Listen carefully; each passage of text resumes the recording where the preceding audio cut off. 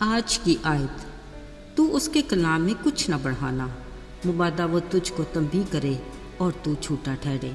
امثال 30 باب 6 آیت۔ عزیزو، ہم اکثر اپنے بچپن کی کھیلوں کا ذکر کرتے ہیں جو شاید ہمارے گزرے دنوں کو یاد کر کے خوش ہونے کا بہانہ ہوتا ہے۔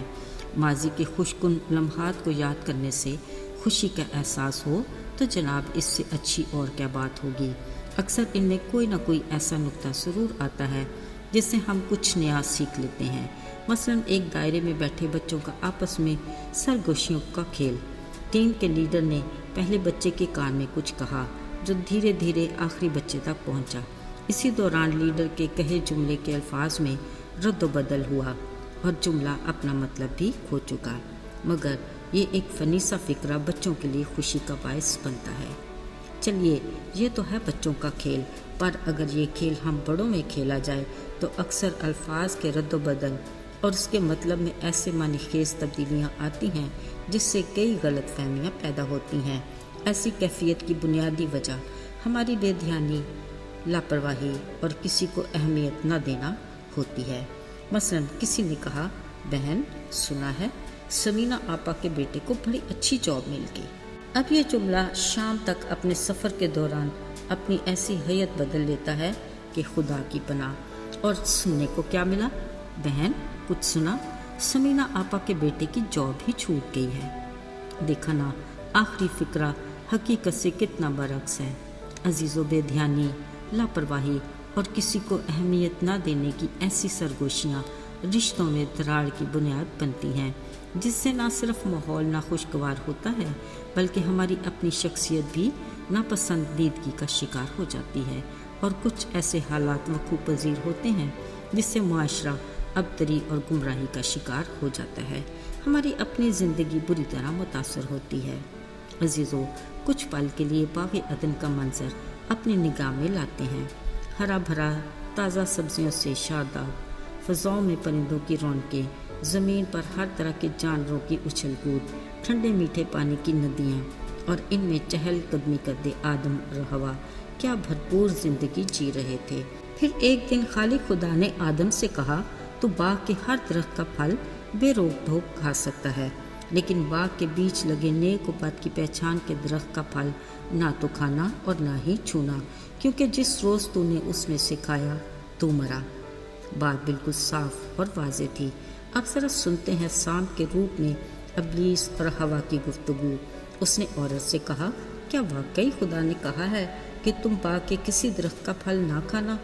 عورت نے سانپ سے کہا، نہیں، باغ کے ہر درخت کا پھل تو ہم کھاتے ہیں، پر جو درخت باغ کے بیچ میں ہے اس کے پھل کی بابت خداوند نے کہا ہے کہ تم نہ تو اسے چھونا اور نہ کھانا، ورنہ تم مر جاؤ گے۔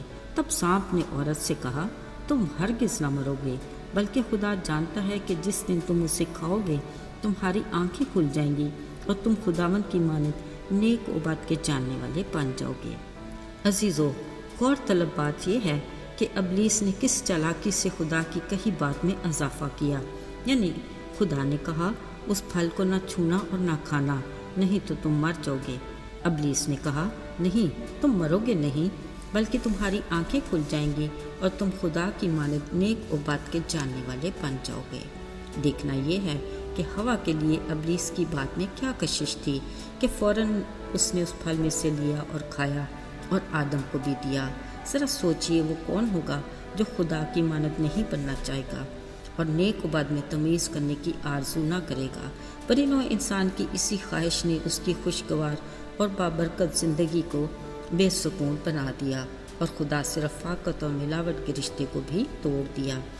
یاد رہے، ابلیس آج بھی خدا کے کلام میں آمیزش کر کے اس کے لوگوں کو گمراہ کرتا ہے اور اس کی رفاقت میں دراڑ ڈالنے کی تدابیر کرتا رہتا ہے۔ اسی لیے خدا نے کہا، میرے کلام پر دن رات تمہارا دھیان رہے تاکہ تم احتیاط کر کے عمل کر سکو۔ باقی رہا اس کی مانند بننا، تو خدا نے آج بھی یہی کہا کہ میری مانند بنو جیسا میں پاک ہوں، یعنی ہمیں اپنے گناہ کا اقرار کر کے پاک و بے عیب برے کے لہو سے اپنے جامے دھو کر راست بازی کا لباس پہننا ہے تاکہ ہم اس کی رفاقت میں رہیں۔ خدا نے کہا، دنیا کے ہم شکل نہیں بلکہ میرے ہم شکل بنو، تاکہ میری مرضی کو جان کر زندگی گزارنے کے لائق ہو۔ اس نے کہا، میرے نقش قدم پر چلو، اپنی انا اور خودی کا انکار کر کے اپنی صلیب اٹھاؤ اور میرے پیچھے ہو لو، تاکہ تم اس راستے پر چل کر ہمیشہ کی زندگی کے وارث بنو۔ کلام مقدس میں لکھا ہے، ویسا ہی مزاج رکھو جیسا مسیح یسوع کا بھی تھا۔ ذرا سوچئے یسوع کا مزاج کیسا تھا۔ اس نے ہمیں دیے مددگار روح کا پھل، یعنی محبت، خوشی، اطمینان، تحمل، نیکی، حلم، مہربانی، ایمانداری اور پرہیزگاری ہے۔ عزیزو، اگر ہم میں روح کا پھل ہوگا تو ہم اس کے ہم مزاج ہوں گے، جس کے باعث ہم نیک کام کرنے کے لائق ہو سکتے ہیں۔ یوں ہمارے آس پاس کے لوگ دیکھ کر ہمارے باپ کی جو آسمان پر ہے تمجید کریں گے۔ عزیزو، ہماری اسی گواہی سے اس کو عزت ملے گی اور اس کے نام کو جلال بھی۔ یاد رہے، ہماری بامقصد زندگی ہی ہماری تخلیق کی اصل وجہ ہے۔ آئیے دعا کریں۔ اے قادر مطلق خدا، تو جو آسمانوں اور زمینوں کا خالق ہے، ہم مٹی کے پتلے انسانوں کو اس لائق بنا کہ ہم تیری مرضی کے مطابق اپنی زندگی گزاریں۔